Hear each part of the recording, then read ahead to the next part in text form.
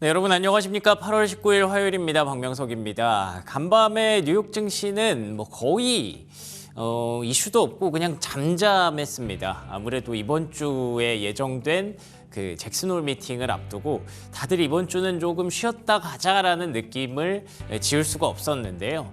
그 안에서 가장 핫했던 이슈 하나만 꼽자면 또 트럼프 대통령과 유럽 대표단의 정상회담이었습니다. 근데 이게 막 라이브로 생중계가 되는데 이걸 보면서 시장에 영향이 별로 없더라고요. 뭐 나올 만한 얘기도 없었고, 그리고 또 항상 원론적인 얘기만 되풀이했었고, 그러다 보니까 약간 좀 현타 오는 그런 시장이었던 것 같은데, 그래도 열심히 또 들여다보니 이것저것 챙겨볼 만한 이슈는 좀 있더라고요. 생각해볼 만한 이슈도 있었고요. 자, 그러면 그런 내용들 종합해서 브리핑 뉴욕 함께하도록 하겠습니다. 자, 3대 지수 마감 상황부터 보시죠. 숫자에서 말을 다 해줍니다. 다우 지수가 0.08% 하락했고요. 나스닥 지수 0.03% 상승, S&P 500 지수 0.01%의 하락입니다.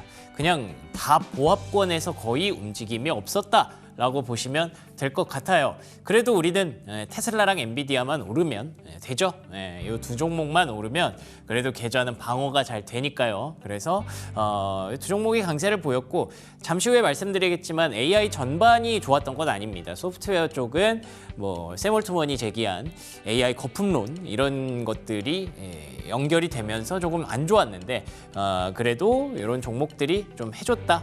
특히나 엔비디아가 이제 실적 발표 얼마 안 남았기 때문에 가장 중요한 앞으로 또 종목이 될 것 같습니다. 인텔은 좀 아쉬웠어요. 3.7% 급락이 좀 나왔는데, 아시는 것처럼 이제 백악관에서 인텔 지분을 사려고 하죠. 그런데 오늘 발표된 블룸버그의 내용에 따르면 고작 10%밖에 안 산다고 합니다. 사실 이게 자체가 좀 이상한 거긴 해요. 백악관이 어떤 회사의 지분을 사고 엔비디아한테는 15%를 뜯어내고 이런 것들이 이상한 거긴 하지만, 그래도 트럼프 대통령 아래에서는 뭔가 뉴노멀처럼 됐잖아요. 근데 겨우 10%라고 하니까 과연 그게 인텔을 살릴 수 있을까라는 그런 혼란에 좀 빠졌던 것 같습니다. 그래서 시장은 종목별 이슈들이 굉장히 다양했던 하루였다라고 보시면 될 것 같은데요. 자, 첫 번째 체크 포인트, 어쨌든 러시아와 우크라이나 전쟁의 휴전 가능성에 대해서 얘기를 해보도록 하겠습니다. 이런 식으로 유튜브 생중계를 다 했어요. CNBC에서 이렇게 그대로 받아서 중계를 하는 그런 장면인데, 여기 마크롱 대통령도 보이고요. 여기 뒷모습이 이제 젤렌스키 대통령입니다. 젤렌스키 대통령이 왜 저번에 백악관 갔을 때 옷차림에 대해서도 막 질문을 받고 이런 얘기도 있었잖아요. 근데 이번에는 옷차림도 뭔가 검은색으로 이렇게 맞춰 입고 가서 그에 대해서 화기애애한 그런 분위기로 회담이 진행이 됐습니다. 근데 그 분위기와 어떤 이런 구색과는 다르게 안에 있었던 내용들은 특별한 게 없었습니다. 트럼프 대통령이 전달한 러시아 푸틴 대통령의 입장 중에 하나는 러시아의 안보 보장 수용이었고요. 근데 그 안보 보장이 사실 유럽이 원하는 만큼이 아니잖아요. 유럽은 이 정도에서 안보 보장이라고 얘기하는 게 아니거든요. 그 나토에 지정되어 있는 제5조, 그러니까 나토의 국가 하나가 공격을 받으면 이거는 모든 나토에 대한 공격으로 우리는 인식을 하고 모두가 연합군이 되는 거다라는 걸 우크라이나에게 좀 보장을 해달라고 얘기를 하는데, 그거는 절대 러시아가 안 된다고 하고 있기 때문에 이게 사실 큰 의미는 없죠. 그러면서 오히려 영토 교환 가능성은 좀 논의해보자라고 얘기를 하는 걸 보면, 러시아가 갖고 싶어하는 그 영토, 푸틴 대통령이 사실상 대변인이었어요. 트럼프 대통령이. 그런 것만 좀 전달을 했다라고 보시면 될 것 같고요. 독일에서는 이제 휴전 없이는 다음 회담도 없다라고 맞섰습니다만, 트럼프 대통령은 밀어붙이려나 봐요. 오늘 해결책이 나올 것으로 생각한다. 대화가 없었는데 해결책이 나온다라는 건 트럼프 대통령이 생각하는 대로 일단 밀고 가겠다라는 뜻이겠죠. 이게 좋아하시는 분도 있고 싫어하시는 분도 있겠습니다만, 중요한 건 트럼프 대통령이 하겠다라고 해서 지금까지 딱히 안 된 게 몇 개 없습니다. 그중에 거의 유일한 하나가 이 휴전이거든요. 이거에 대해서 지금 완벽하게 집중하고 꽂혀 있기 때문에 본인의 생각대로 또 가지 않을까라는 생각은 들어요. 다음 장 넘겨주시면 이와 관련해서 볼만한 내용들을 간단히 좀 말씀을 드리면, 이게 왜 어려운지에 대해서 트럼프 대통령이 여기 SNS에 써줬어요. 크림반도도 돌려받을 수 없다, 우크라이나는. 그리고 나토에 가입할 가능성도 없다. 이거는 빼고 얘기하자라고 이미 회담 전 전에 얘기를 했거든요. 근데 유럽 입장에서, 우크라이나 입장에서 보면 이 크림반도를 2014년에 빼앗긴 이후에 러시아 땅이 됐죠. 근데 여기 보시는 돈바스 지역을 아까 앞에서 얘기했던 것처럼 뭐 영토 교환을 얘기해보자라고 하는 건 푸틴과 트럼프는 이 돈바스를 러시아가 갖기로 거의 약속을 한 셈이란 말이에요. 그러면은 이 자포리자와 헤르손도 지금 러시아가 점령한 지역인데 여기가 이 사이에 덩그러니 있는데 여기로 러시아군이 밀고 내려오지 않으리란 법이 있을까요? 그것 때문에 우크라이나와 유럽은 계속 나토 수준의 안보를 해달라는 거고요. 그러니까 이게 대화가 계속 안 되는 거예요. 근데 어쨌든 트럼프 대통령은 여기까지 러시아, 그다음에 여기는 우크라이나 땅으로 이제 따로 나눠주자. 이렇게 해서 뭐 안보도 좀 보장해주자라고 하는 것 같은데 과연 이게 타결이 될지는 결국에는 러시아와 우크라이나 손에 달려있다라고 보시면 될 것 같습니다. 다음 장 넘겨주시면 이와 동시에 지금 또 미국이 다음 이슈로 생각하고 있는 게 아마도 인도인 것 같습니다. 인도에서는 모디 총리가 세제 혜택을 줬어요. 기업들한테. 아무래도 인도의 그 관세가 너무 폭력적으로 진행이 되다 보니까 이에 대해서 인도가 자구책을 좀 마련하고 있는 것 같고요. 뭐 굳이 협상하려고 하는 의지가 잘 안 보입니다. 끝까지 항전하겠다라는 느낌으로 보이는데 피터 나바로가 한마디를 또 했네요. 이제 러시아산 원유를 수입하는 것에 대해서 인도에게 경고 메시지를 좀 날렸거든요. 결국에는 요거 해결하고 나서 다시 이제 하려고 하는 것 인도와 중국 쪽으로 이제 미국이 좀 해결하려는 그런 방향을 쥐고 있는 것 같습니다. 그래서 조만간 또 관세와 관련해서 많은 이슈들이 나오지 않을까라는 생각이 드네요. 자, 그리고 두 번째 체크포인트 이어가도록 하겠습니다. 시장을 들여다보면 뭐 특별한 이슈는 아닐 수도 있지만 웰스파고에서 S&P 500 전망치를 상향을 했습니다. 6,300에서 6,500까지 높였고요. 이전 전망치가 5,900에서 6,100이었기 때문에 지금 이미 6,400이잖아요. 당연히 높여야 돼서 높인 건 맞습니다.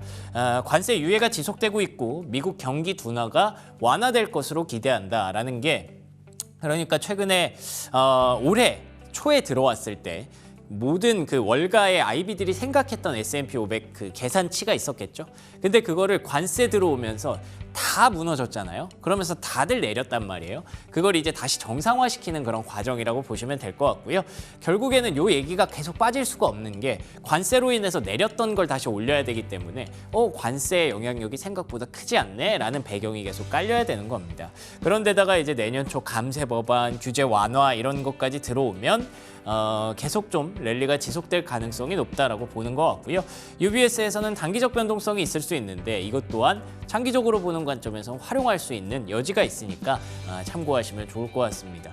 뿐만 아니라 다음 장 넘겨주시면 이 잭슨홀 미팅과 관련해서 사실 지금은 약간 기대보다는 우려가 좀 높은 상황입니다. 거의 50대 50에 51대 49 정도 되는 상황인데 왜 우려가 좀 높냐면 아무래도 파월이라는 사람이 당장 잭슨홀 미팅에서 뭔가 열어줄 것 같지도 않고 그리고 이제 PPI도 우리가 지난주에 봤지 않습니까? 그러고 나니까 생각보다 물가의 영향력이 작지도 않고 그래서 원래 지난주 이맘때만 해도 금리 인하 전망이 99.9%였거든요. 4에서 4.25가. 근데 지금 어느덧 일주일 사이에 15%의 동결 의견도 생겼단 말이에요. 근데 이를 두고 시장에서 이제 가려다가 못 가는 그런 상황인데 골드만삭스에서는 이미 고용 나온 이후에 금리 인하를 결심했을 것이기 때문에 고용 둔화와 100억 간 인력 감축, 이민자 단속 같은 것들이 있기 때문에 고용이 다음 달에도 좋게 나오기가 어렵다라고 한다면 9월 FOMC는 이미 25bp 인하가 예정돼 있는 거고 올해 3회뿐만 아니라 내년 추가 2회까지 그래서 잭슨홀 미팅보다 9월 FOMC가 중요하다는 건 되게 당연한 얘기인데 어떤 얘기냐면 잭슨홀 미팅이 혹시라도 변동성을 만들더라도 크게 흔들릴 필요 없다라는 얘기로 이해하시면 좋을 것 같습니다.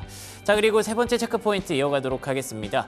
이게 뭐냐면 이 타깃과 월마트입니다. 타깃과 월마트가 수입한 물건들인데요.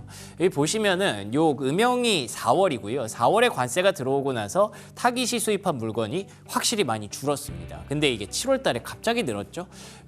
근데 월마트는 확실히 상대적으로 좀 안정적인 그런 움직임을 보여주고 있어요. 4월 들어오기 전에 이미 많이 들어왔기 때문에 이게 좀 방어가 되는 거죠.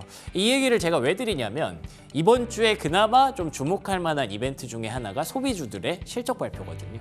타깃이 이제 수요일이고요. 월마트가 목요일로 예정돼 있습니다. 둘 다 장 끝나고 나오기 때문에 아마 목요일 아침, 금요일 아침에 보게 될 건데 이 두 기업이 의미하는 바는 관세죠.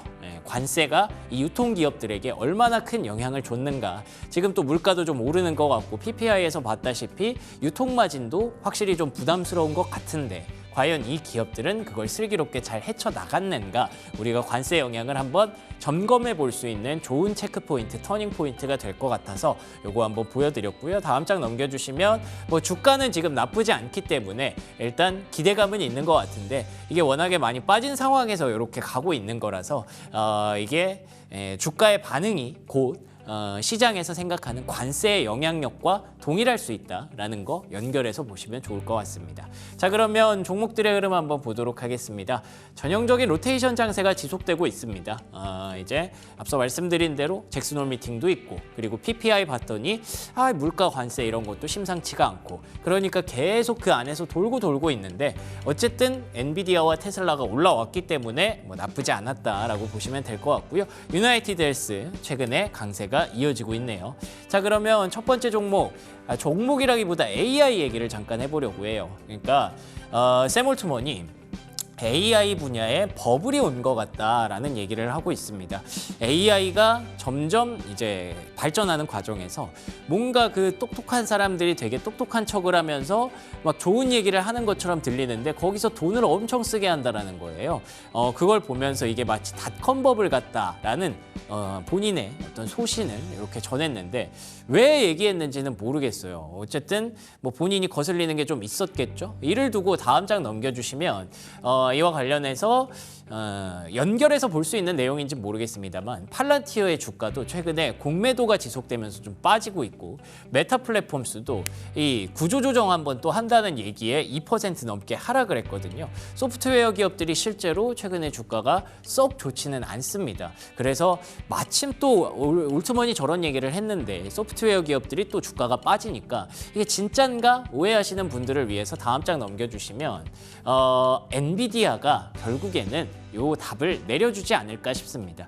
우리가 지금 이번 주에는 뭐 소비주 잭슨홀 있는데 이제 다음 주, 다다음 주 가면은 엔비디아 실적 발표에 아마 모든 투자자들의 관심사가 몰릴 예정이거든요. 8월 27일입니다. 그래서 지금 주가를 보면 엔비디아 주가 안 빠지죠.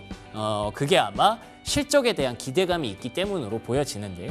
모건 스탠리에서는 수요도 강력하고 공급도 개선되고 있고 M7 빅테크 기업들만 아니라 소규모 고객층들도 강력한 수요를 보여주고 있기 때문에 지금 엔비디아를 의심할 이유가 없다라는 거죠. 결국 AI가 정말 버블이면 엔비디아도 의심해야 되는 건데 엔비디아의 주가가 괜찮으면 AI 버블이라고 할 수가 있나요? 저는 아직까지 그렇게 생각하진 않고요. 캔터 피츠제럴드에서도 추가 컨센서스도 앞으로 계속 상향될 거니까 이 수요 성장세가 지속될 것이다라고 전망을 하고 있고요. 뿐만 아니라 다음 장 넘겨주시면 이 돈의 흐름을 놓고 판단해 보자면 샘 올트먼이 정말 맞게 생각을 한 건가라는 느낌이 들어요. 왜냐하면 구글 같은 경우에 AI가 좀 뒤처졌잖아요. 그러다 보니까 최근에 열심히 돈을 씁니다. 카이로스 파워라는 곳과 이제 원전 사업을 2030년까지 제대로 해보겠다라는 기사가 있었고요. 테라울프라고 이제 구글이 밀어주고 있는 데이터 센터 관련 기업에 추가 투자를 하면서 주가가 최근에 여기까지 올라왔거든요. 이런 것들 고려해 보면 저는 그 생각을 합니다. AI는 진짜 갖지 못하면 1을 갖는 게 아니라 뭐 40을 갖는 게 아니라 0을 남기는 거거든요. 그렇기 때문에 이들이 왜 이렇게 돈을 쓰고 있는지 샘 올트먼은 잘 모를 거예요. 왜냐하면 본인이 100을 가졌다고 생각을 하니까. 그래서 그걸 놓치지 않기 위한 그런 진행이 계속 되고 있는 거라고 보여지고요. 저는 아직까지 엔비디아가 증명만 해준다면 AI 버블은 아니라고 생각을 합니다. 자, 그리고 두 번째, 그뿐만 아니라 팔로알토 네트워크스가 최근에 분위기가 안 좋았는데 실적 발표하고 나서 5.3% 시간의 주가가 급반등을 하고 있는 것도 또 하나의 근거가 되지 않을까 싶어서 말씀을 드렸고요. 자, 그리고 두 번째 체크 포인트 종목으로는요. 테슬라입니다. 테슬라의 주가가 1.4% 올라왔는데 영국 쪽에서 리스 가격을 반토막을 냈대요. 워낙에 안 팔리다 보니까 저희 거 리스 좀 해주세요 하면서 주가 가격을 떨어뜨린 건데 다음 장 넘겨주시면 이것보다도 중국에서 기대하는 모델 YL이라는 게 나온다고 합니다. YL이에요. Y를 그 계량해서 그 중간에다가 한 열을 더 넣는 거예요. 그래서 1열, 2열, 3열에서 2명, 2명, 2명에서 6인승짜리 요거를 만든다고 하는데 이제 곧 업커밍이 된다고 하니까 기대감이 좀 쌓였더라고요. 그래서 테슬라의 주가는 사실 뭐 전기차 많이 팔고 적게 팔고 가격이 떨어지고 높아지고 이거에 별로 이제는 전혀 영향을 받지 않고 이런 이슈가 있느냐 없느냐만 계속 보고 있는 걸 다시 한번 오늘도 보게 해줬고요. 자, 그리고 마지막 종목으로는요. 요즘 헬스케어 섹터가 괜찮아서 말씀을 드리는데요. 노보노디스크의 위고비가 메쉬 치료제로 미국에서 허가를 받았다고 합니다. 덕분에 주가가 급등을 했고 일라이릴리도 최근에 보시면 굉장히 괜찮습니다. 마운자로 한국에도 곧 들어온다고 하죠. 영국에 들어가면서 가격을 170% 높였다고 합니다. 최근에 금리 인하 모멘텀도 있는데 헬스케어 섹터가 이렇게 해외에서 계속 모멘텀을 만들어내면서 다시 한번 어필이 되고 있는 것 같아서 최근의 분위기는 또 계속 로테이션 장세잖아요. 헬스케어 섹터도 한번 관심 있게 지켜보시면 좋을 것 같습니다. 여기까지 브리핑 뉴욕이었고요. 프리미엄 미국 주식 이어가겠습니다. 잠깐! 구독, 좋아요 눌러주셨나요? 만약 아직까지 누르시지 않았다면 지금 당장 눌러주세요.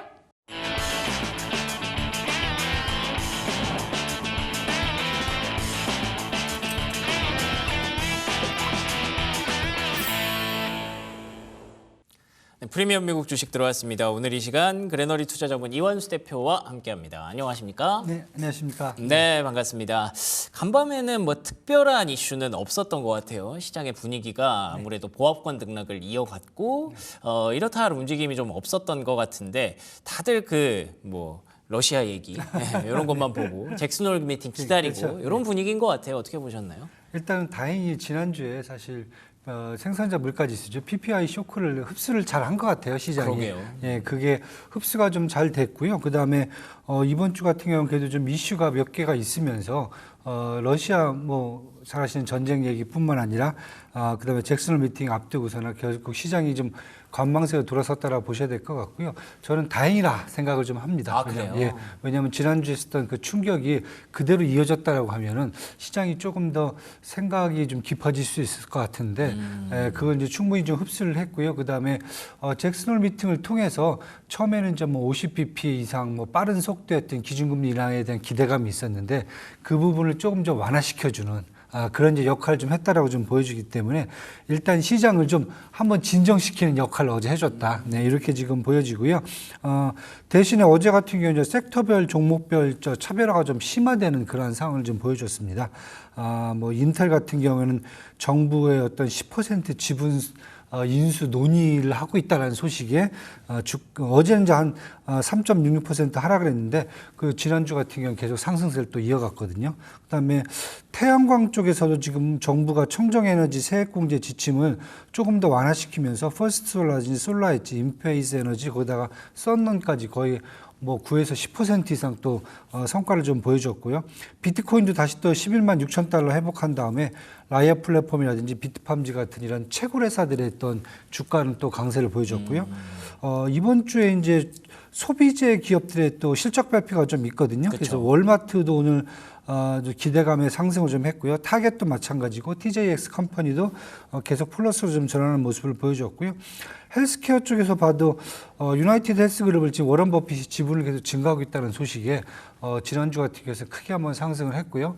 그리고 기준금리 인하에 대한 기대감은 계속되고 있기 때문에 지금 소비재뿐만 아니라 제약바이오 같은 경우에는 당분간 이 기준금리 인하에 대한 기대감 때문에 아마 또 강세를 또 이어갈 수 있겠다. 이렇게 되면서 지금 시장이 전반적으로 다시 다우존스라든지 S&P 500, 나스닥은 최고치에서 계속 이렇게 맴돌고 있는 그런 모습을 지금 계속 보여주고 있고요.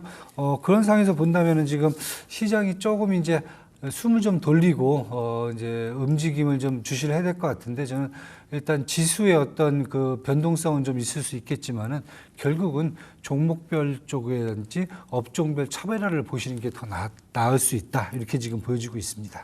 그렇군요. 저는 이제 개인적으로 오늘 좀 재미가 없네, 좀 아쉽네 이런 생각을 했었는데 이거를 역으로 바꾸면 지난주에 PPI 쇼크가 있었음에도 불구하고 의외로 진짜 시장이 잘 소화를 하고 있네라고 생각할 수 있는 부분이군요. 뭐 매일매일 도파민이 터지는 그런 장이면 참 좋겠지만 이렇게 한 번씩 쉬어갈 때도 있는 거죠. 그리고 쉬어갈 때 이 정도로 쉬어가는 정도면 정말 잘 쉬고 있는 거니까 우리가 또 긍정적인 회로를 돌려볼 수 있을 것 같습니다. 그나저나 뭐 시장에 큰 영향은 없었지만 트럼프 대통령이 워낙에 지금 공들이고 있는 이슈가 이 우크라이나와 러시아의 휴전, 종전 협상이잖아요. 네. 이거 뭐 지금 속보도 계속 들어오고 있던데 네. 어느 쪽으로 봐야 돼요? 증시에는 호재인가요, 악재인가요, 이거? 일단은 호재로 이제 보셔야 될 것 같아요. 왜냐하면 결국 이제 우크라이나 러시아 전쟁이 종결이 된다는 그게 이제 뭐 휴전이 되든 아니면 종전이 되든 어떤 방식을 통해서 문제 해결을 지금 지속한다는 그러한 입장을 지금 보여주고 있거든요. 그래서 불확실성 완화군요. 네, 불확실성 완화죠. 오늘 같은 경우에는 지금 이미 트럼프 대통령하고 zel렌스키 대통령하고 일단 회담을 가졌고요. 그 다음에 트럼프 대통령이 이제 유럽 정상과도 계속 이제 회담을 하겠다면서 회담까지 또 이어진 상황이거든요. 그래서 아마 이제 바로 이제 답이 나오진 않을 거예요. 하지만은 이미 이제 사자죠. 4개 당사국이죠. 러시아, 미국, 유럽, 그다음에 우크라이나까지 4개 국가에 대해서 전반적인 이해관계들이 어느 정도 다 나왔기 때문에 그걸 뭐 취합해서 아마 공통 분모를 찾아내야 될 것 같아요. 그래서 뭐 시장에서 얘기하는 게 1953년도에 있었던 한반도 전쟁 휴전과 같은 방식이 어떻겠느냐. 그러니까 쉽게 더 버퍼존이죠. 이 완충지대를 만들어야 된다. 그러니까 뭐 돈바스 지역은 러시아한테 넘겨주고, 그 다음에 이 우크라이나 서부 쪽은 나토가 관리를 해주고, 이 정도만 해도 아마 이제 부담이 없지 않겠는가. 그렇게 하면은 버퍼존이 생기면 사실 유럽도 이제 불안감이 좀 어느 정도 해소될 수 있을 것 같고, 그 다음에 우크라이나는 뭐 반대를 하고 있지만 지금 전쟁을 종결 안 시키면은 사실 뭐 국민들이 다 죽을 수 있는 판인데. 힘들죠, 서로. 네. 그다음에 러시아도 이제 돈바스 지역 찾아오면은 3개 지역 찾아오면은 나름대로 지금 내용상으로는 그래도 이제 익스큐즈가 되는 거고요. 미국 같은 경우는 전반적으로 자기들이 협상을 주도했다는 게 되기 때문에 그렇다 보면 저는 아마 지금 월스트리트에서 얘기하는 한국식 1953년도 전쟁 휴전 결과 이런 방식이 아무래도 지금 가장 좀 크게 지금 제시되는 게 아닌가 저는 좀 이렇게 지금 보고 있고요. 그거에 따른다고 보면은 저는 뭐 오늘 내일이 아니겠지만은 앞으로 한 빠른 시일 안에 결과물이 도출되지 않겠는가. 네, 그렇게 지금 보여지고 있어요. 그렇다 보면 뭐 전반적으로 증시에는 리스크 완화뿐만 아니라 뭐 다양한 부분 쪽에서 아마 저 성과가 좀 나오지 않을까 이렇게 지금 보고 있습니다. 예.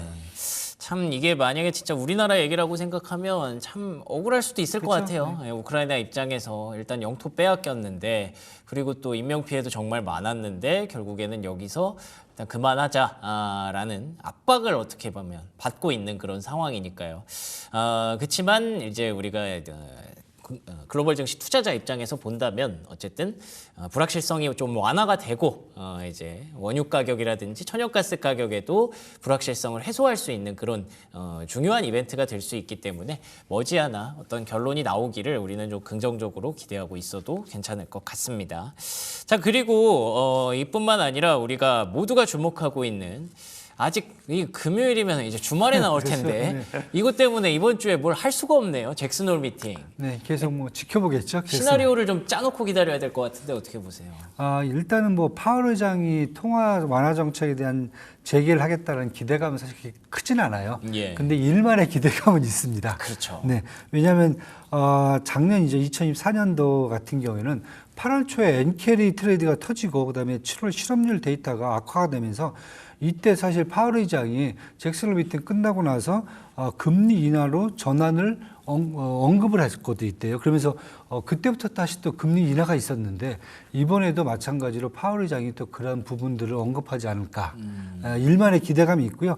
그 이유가 뭐냐면 이번에 잭슨홀 미팅의 이제 주제가 노동시장의 전환, 그다음에 땡땡하고 인구 구조, 생산성, 거시 경제 정책 이렇게 얘기를 하고 있거든요. 예. 그러니까 쉽게 해서 노동시장의 경우 실업률이라는 거거든요. 지금 노동 보고서라는 거거든요. 이걸 지금 생각해 보겠다는 얘기이기 때문에 계속 지금 파월 의장이 얘기를 하고 있기 때문에 만약에 요 부분에서 만약에 노동시장에 대한 지금 문제점이 심각해졌다라고 얘기가 된다면은 파월 의장도 여기에 자기도 익스큐즈 명분을 좀 얻어야 되잖아요. 그러네요. 이 명분을 통해서 아마 다시 또 통화 정책을 전환할 수 있는 그런 계기가 되지 않을까라는 기대감을 시장에서 조금 갖고 있어요. 일단 갖고 있는 정도고 저는 사실 이제 아마 트럼프 파월 의장 같은 경우 이미 트럼프 행정부로부터 워낙 공격을 받았기 때문에 아마 이제 그 기조연설에 대해서는 그렇게 비중은 크지 않을 거다 생각을 좀 하고 있고요. 예. 그보다는 이제 주요 인사들의 발언을 좀 더 주목해야 된다. 파월보다는 스콧 베센트 재무장관도 지금 50bp 얘기하고 있지만 또 어떻게 나올지 모르겠고요. 그다음에 이제 차베스 데라모 노동부 장관도 노동시장에 대해서 어떻게 언급을 할지 지금 이것도 좀 지켜봐야 될 것 같고요. 그다음에 미셸 보먼 연준 부의장하고 크리스토퍼 얼러 연준 이사 같은 경우에도 차기 뭐 연준 의장감이니까요. 이분들도 어떻게 지금 자기들의 어떤 의사 표현을 하는지에 따라서 제가 보기에는 그냥 단순하게 파월 의장만 봐갖고는 뭐 답은 안 나올 것 같고요. 예. 아까 말씀드렸던 노동시장에 대해서 어떻게 지금 언급을 할지, 그 다음에 그 주요 인사들의 발언이 어떻게 될지 이렇게 지금 생각을 해본다면은 9월 17일까지 그래도 한 20일 또 넘게 남아 있거든요. 이런 상태를 본다면은 아마 이번 잭슨홀 미팅이 9월 17일까지 FOMC 회의 요 기간에 어떻게 보면 완충 역할을 해주지 않을까. 지금 시장에서 너무 급하게 기준금리 인하라든지 속도를 막 몰아붙이고 있잖아요. 요 부분을 조금 더 좀 완화시켜주는 좀 시장을 좀 안정시켜주는 그런 역할을 하지 않을까 이렇게 지금 보고 있습니다. 아, 그렇군요. 근데 이게 또 항상 기대감이 현실이 되리란 법은 없으니까 우리가 좀 긴장을 하고 지금 시장도 조금 침체되어 있는 것 같은데 아까 오프닝에서 말씀해 주신 대로 잘 버티고 있는 거니까요. 잭슨홀 미팅 다음에 이어질 그런 금리 인하 랠리를 우리는 당분간 조심스럽게 좀 기대해봐도 좋을 것 같습니다. 아니, 제가 하나 뭐 준비하다가 궁금한 게 있었는데 샘 올트먼이 갑자기 AI 뭐 버블이라 그래가지고 그 얘기는 왜 나온 건지도 궁금하고 왜 시장에 갑자기 뭐 이런 얘기가 시작이 된 건가요? 그래서 저도 사실 그 얘기 듣고 뭐 이유를 찾을 수가 없을 것 같아요. 네, 어렵더라고요. 그냥 실기한 게 아닌가. 그냥 인터뷰하다가 말 많이 하다 보면. 아, 그래요? 그냥 말하다가 잘못 나온 거예요? 그다음에 이제 다른 것보다 지금 자기가 생각하기에 네. 이 정도의 어떤 AI 제품들을 네. 시장에서 소비하는 자체가 예. 어떻게 보면은 실제 그 수요가 아니라 실수요가 아니라 어떻게 보면 이제 과장된 과하게 쓰고 있다. 과하게 쓰고 있다. 왜냐면은 사람들이 너무 이제 어떻게 보면 우리가 이제 새로운 이제 스포츠카 나오면 한번 이제 두드려 보는 방식 같이 뭔가 새로운 제품에 대해서 선순환하는 이제 그런 구조가 아닌가, 신기한가. 그렇죠.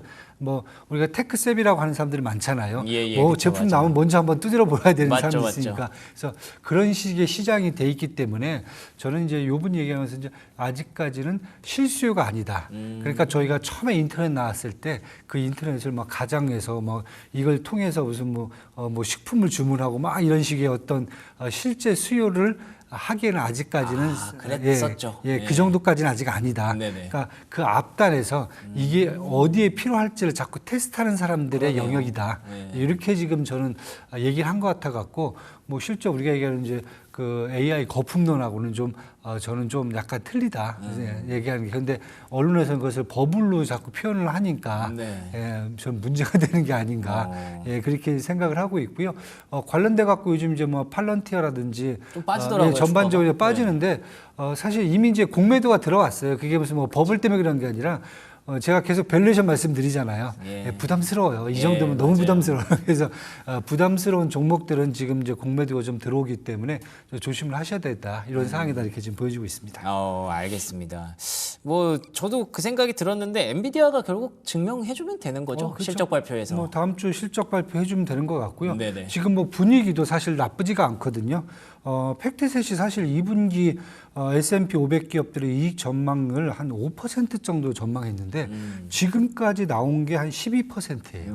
그러니까 이 정도 나왔고 그다음에 이제 S&P 500 지수가 YTD죠. 연초에 지금 거의 9.7% 10% 상승을 했습니다. 그게 다 AI 예, 덕분이잖아요. 이게 다 AI고 예. IT하고 통신 섹터가 전체 성장의 3분의 2를 차지했으니까요. 그렇다면 결국 엔비디아가 이걸 보여주면 되는 거고 시장에서는 지금 포워드 PR 22배가 지금 부담스럽다 얘기를 하는데 네. 포워드 PR로 보면 10년 평균이 한 18배 정도 나오거든요. 저는 22배 정도는 괜찮다. 포워드 PR로 이 정도의 뭐 이익 성장률 12%면 되게 높은 겁니다. 왜냐하면 우리가 연초에 생각했을 때 보시면은 2025년도 이익 성장률 8에서 10%를 얘기했거든요. 예. 그런데 2분기만 해도 12%가 나왔다 그렇다 보면은 지금 보시면은 엔비디아가 결국은 방점을 찍지 않겠는가. 뭐 이미 매출 전망치가 엔비디아 같은 경우는 작년 대비해서 지금 이번 2분기가 거의 지금 한 45% 이상 더 높게 잡고 있고 이익 성장률도 지금 30% 이상을 잡고 있거든요. 예. 그러니까 엔비디아가 시가총액 1인데 여기가 또 한번 플러스가 돼버린다면 저는 12% 성장이 더 넘어갈 것 같아요 지금. 그러네요. 그래서 이렇게 지금 보시면 되기 때문에 지금은 제가 계속 그 말씀입니다. 뭐 걱정을 하실 필요는 없다. 지수를 걱정하실 필요 없다. AI라든지 IT 종목들이 업종들이 갑자기 급락을 하면서 시장이 망가지는 그런 것은 생각하실 필요는 없다. 단 이제 업종별 순환 사이클 이런 것 좀 생각하시면 된다. 이제 계속 그 말씀을 드리고요. 그래서 뭐 AI하고 이제 반도체가 잠깐 좀 숨고르기를 할 수 있겠지만은 그 사이에 지금 금리나 수혜가 될 수 있는 소비재라든지 아니면 이제 제약바이오 쪽도 보시면 되는 거기 때문에 예. 예, 그런 쪽에서 한번 찾아보시면 또 될 것 같습니다.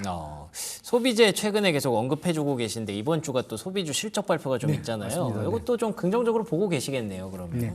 일단은 이제 지금 월마트가 나와요. 월마트 예. 같은 경우에는 사실 조금 매대가 좀 많이 비어지긴 했어요. 그런데 1분기 때 워낙 많이 중국, 뭐 한국 이런 제품들 재고를 좀 많이 쌓아놔갖고 예. 지금 얘기는 이제 3분기까지는 충분히 버틸 수 있다라고 하고 있기 때문에 네. 월마트는 생각보다 실적이 좀 괜찮을 거다 지금 이렇게 얘기가 되고 있고요. 그다음에 이제 홈디포도 이제 많이 쌓아놨다고 얘기하고 있고 대신에 이제 할인 매장 같은 경우에는 이렇게 재고를 많이 쌓지는 않거든요. 아, 그래요? 그러다 보니까 타겟이라든지 이제 TJX 컴퍼니 같은 경우에는 로스 스토어 같은 경우에 조금 약간 생각보다는 안 나올 수 있다 이렇게 지금 얘기가 되고 있습니다. 하지만 중요한 것은 이번에 그냥 실적이 어느 정도만 버텨준다고 하면은 예. 중요한 것은 11월 달부터 이제 쇼핑 시즌 들어가거든요. 그러네요. 그러면 이제 소비력이 폭발할 수 있다. 그동안 이연된 소비가 이때 폭발할 수 있기 때문에 아마 전망치를 상향 조정할 수도 있을 거다. 저는 이제 다른 것보다 이 소비재 업종들이 어떻게 3분기, 4분기를 이제 4분기죠. 4분기를 상향 가이드를 어떻게 잡아줄지 이걸 보시는 게 더 좋지 않을까 이렇게 지금 보여집니다. 그러네요. 이게 앞으로 놓여 있는 뭐 엔비디아 실적이라든지 연말에 있을 소비 시즌이라든지 이런 것들을 생각해 보면 증시에 대해서 기대감이 높기는 한데 지금 당장은 그 과도기로 가는 과정이다 보니까 왜 그래서 이제 8월의 증시가 별로 조금 좋지 않다 역사적으로 그랬는지를 알 것 같기도 하네요. 그래서 9월, 10월 가는 과정에서는 좋아질 것 같은데 거기까지 풀어내야 되는 숙제들이 좀 앞에 놓여 있는 것 같아서 그거 하는 기간 동안 증시가 잘 버텨낼 수 있기를 여러분들이 기대해 보시면서 전략을 좀 장기적으로 가져가시면 올해 연말 좀 따뜻하게 보내실 수 있지 않을까. 소비재 관련 기업들도 이번 주 실적 발표 주의 깊게 보시기 바랍니다. 자, 지금까지 이완수 대표와 얘기 나눠봤습니다. 오늘도 좋은 말씀 고맙습니다. 감사합니다.